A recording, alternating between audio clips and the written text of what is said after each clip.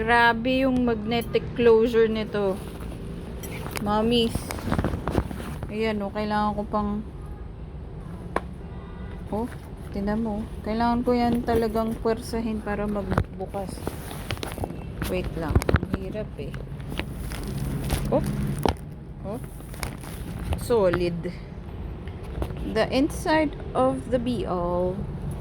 1, 2, 3, 4, 5 mesh pockets and one zipper pocket right here, and then of course the zipper and the zipper hole of Jujubee. So it's when you own a lot of Jujubee bags, you know that this is common with the Jujubee bags, no? Tapos yun, no, may star pa yan. Wow, ang ganda talaga ng zipper ng zipper pulse ng original, oh.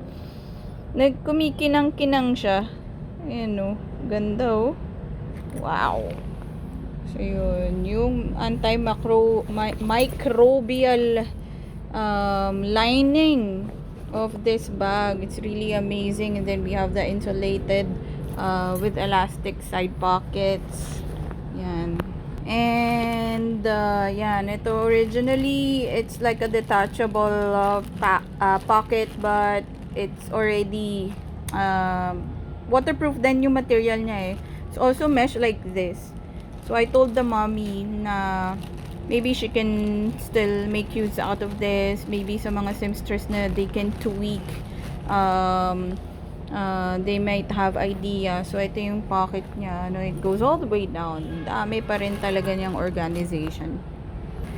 And this is the amazing messenger strap of BL.